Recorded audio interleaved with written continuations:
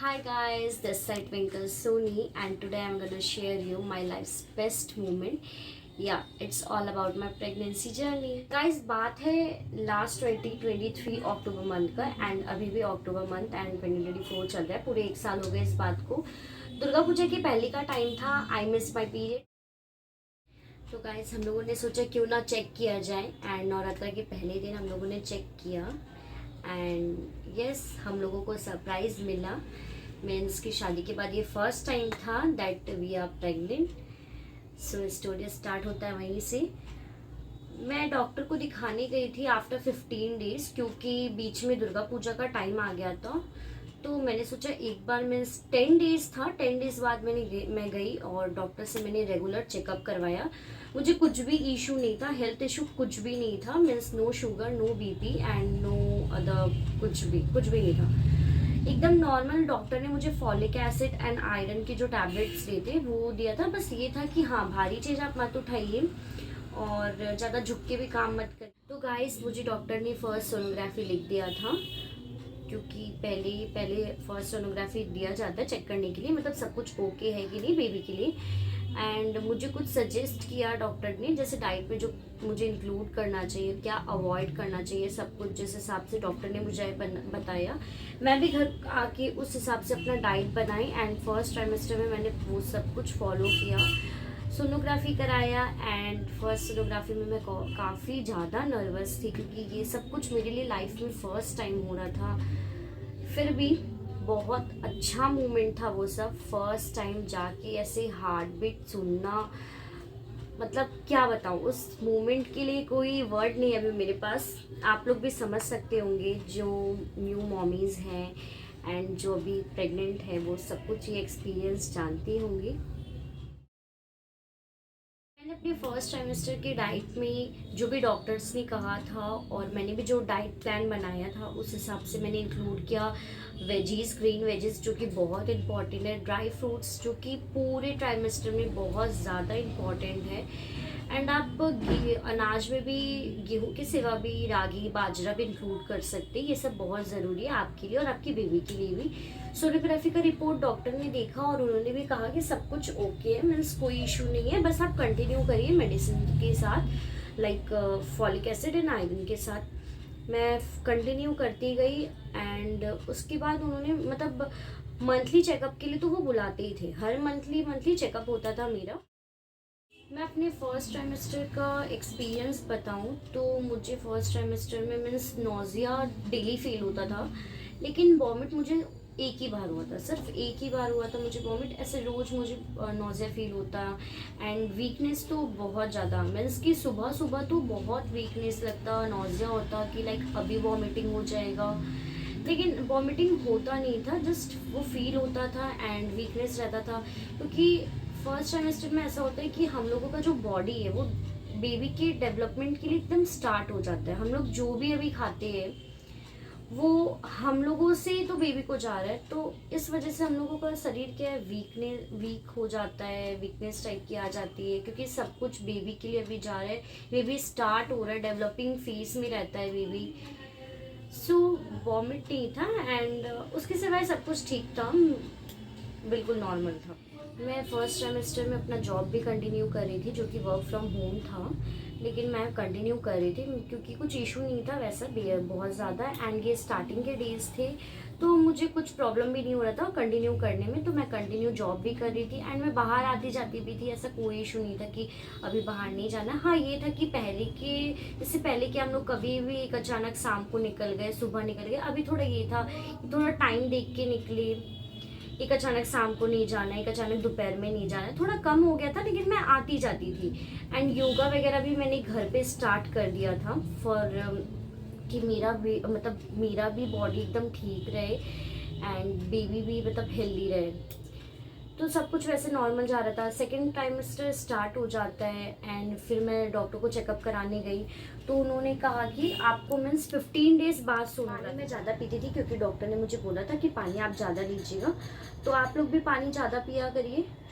And उसके सिवाय सब कुछ नॉर्मल था. सेकेंड ट्राइमेस्टर में कोई भी इशू नहीं था. मेरा जो जॉब है वो मैं कंटिन्यू कर रही थी. मीन्स कि सेकेंड ट्राइमेस्टर एंड होने से पहले ही मैंने अपनी जॉब को छोड़ दिया था, क्योंकि मुझे ऐसा लगा कि अब टाइम है रेस्ट के लिए, क्योंकि अभी तक तो कोई इशू नहीं था। लेकिन जब मेरा थर्ड ट्राइमेस्टर स्टार्ट हुआ, मुझे ऐसा लगा कि इशू मुझे तब से स्टार्ट हुआ, क्योंकि मेरे हाथ पैर फूल गए थे।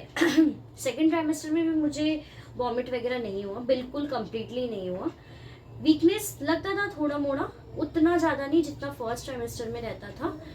एंड वॉमिट नहीं हुआ मुझे एकदम भी। नॉज़े वगैरह कभी कभी फील होता था, सुबह अर्ली मॉर्निंग तो मुझे बहुत ज़्यादा नॉज़े फील होता था। थर्ड ट्राइमेस्टर स्टार्ट हो गया था मेरा, और इशू मीन्स कि कुछ दिन बाद से ऐसे हाथ पैर फूलने लग गए थे, ज़्यादातर पैर फूल गए थे। बैक साइड में पेन स्टार्ट हो गया था, डेली बेसिस पे पेन रहता था, चलने फिरने में प्रॉब्लम हो गया था। पैर फूलने की वजह से चलने में तो दिक्कत आ ही रहा था। कभी कभी ऐसा होता कि पैर में चपका टाइप मारता, मीन्स कि जब आप बैठे एंड पैर को दबाए तो बहुत जोर चपका मारना। तो ये सब प्रॉब्लम की वजह से मैंने पहले ही अच्छा किया जो मैंने अपने जॉब को मीन्स कि एक बार के लिए होल्ड कर दिया। मीन्स सेकेंड ट्राइमेस्टर के एंडिंग तक मैंने जॉब को छोड़ दिया कि अभी मैं आफ्टर डिलीवरी 2-3 मंथ्स बाद मैं स्टार्ट करूँगी, ऐसा मैंने सोच लिया था। मेरी बेटी उड़ गई थी, मैं उसको देखने चली गई, और मुझे ऐसा लगा कि मैं जो प्रेगनेंसी जर्नी आप लोगों के साथ शेयर कर रही हूँ वो उसी का है, मीन्स कि मेरी बेबी का ही है। एंड जो मैं जर्नी शेयर कर रही हूँ आप लोगों के साथ, जब वो मेरे पेट में थी एंड वो अभी मेरे सामने है, तो मतलब ये सब सोच के इतना अच्छा फील होता है कि वो मेरे फॉर्म में थी और अभी वो मेरे सामने है। मैं उसकी हर एक एक्टिविटी को, जैसे उसका वॉइस आ रहा है तो उसको भी जैसे मैं सुनती हूँ तो इतना अच्छा फील हो रहा है कि मैं क्या बोलूँ। बहुत ज़्यादा अच्छा फीलिंग्स है ये हर एक लेडी के लिए, हर एक पेरेंट्स के लिए। गाइस, मेरे थर्ड ट्राइमेस्टर का जो डाइट था वो एज यूजुअल पहले की तरह चल रहा था, जैसे फर्स्ट ट्राइमेस्टर में था, सेकेंड ट्राइमेस्टर में था। लेकिन अभी मैं लिक्विड का इंटेक ज़्यादा लेने लग गई थी, क्योंकि डॉक्टर से मुझे कहा था आप लिक्विड ज़्यादा लीजिए, जूसेस वगैरह हो गया, एंड पानी तो ज़्यादा पीना ही था। और अभी क्या है, घर की तरफ से मतलब घर वाले लोग बोलते हैं ना कि अभी लास्ट ट्राइमेस्टर में आपको गर्म चीज़ें ज़्यादा लेनी चाहिए, तो मैंने गर्म दूध लेना शुरू कर दिया था। गर्म दूध में घी लेना, हल्दी लेना एंड गर्म सीरा खाना। ये गर्म चीज़ खाने से बोला जाता है कि डिलीवरी नॉर्मल भी होती है एंड काफ़ी ईजिली हो जाती है। लास्ट ट्राइमेस्टर था, हम लोगों का काफ़ी मन था कि हम लोग मैटरनिटी शूट करवाए, तो हम लोगों ने वो भी करवाया।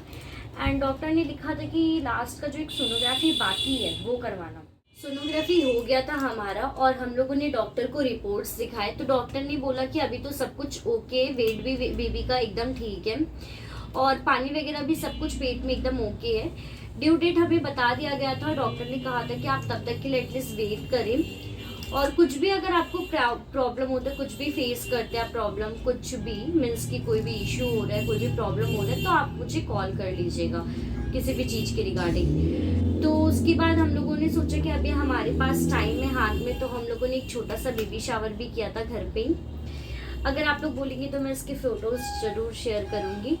एंड बेबी शावर हो गया था, उसके बाद क्या हम लोग वेट कर रहे थे, काफ़ी ज़्यादा एक्साइटेड थे, घर के हर एक मेंबर्स एक्साइटेड थे कि मीन्स अभी तो कभी भी बेबी हो सकता है। प्रॉब्लम्स भी थी कि हाथ पैर फूल गए, चलने फिरने में तकलीफ हो रहा है, लेकिन ये था कि एक्साइटेड था कि कोई नन्हा सा मेहमान आने वाला है या आने वाली है, तो सब कोई बहुत खुश थे घर पे।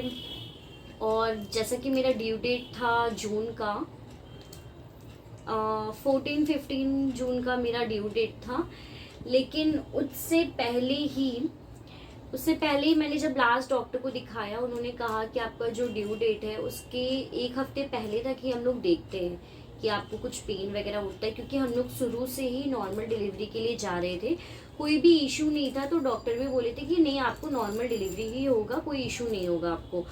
तो लास्ट तक भी ये था कि नहीं, सी सेक्शन तो होगा नहीं, वो तो एक इमरजेंसी में हो जाता है सी सेक्शन वगैरह, या जिसके कोई इशू हो, नहीं हो पाए तो सी सेक्शन हो जाता है। लेकिन हमारे यहाँ पे कोई इशू नहीं था, तो हम लोग नॉर्मल के लिए जा रहे थे।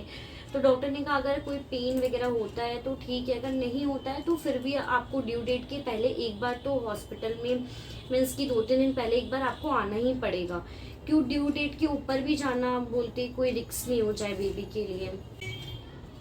तो गाइज यही थी मेरी प्रेगनेंसी स्टोरी जो मैंने आप लोगों के साथ शेयर किया। अगर आप लोगों को मेरी प्रेगनेंसी स्टोरी से कोई भी क्वेरीज हो या कुछ भी जानना हो तो आप लोग कमेंट सेक्शन में बताइएगा, मैं आप लोगों को ज़रूर रिप्लाई दूंगी।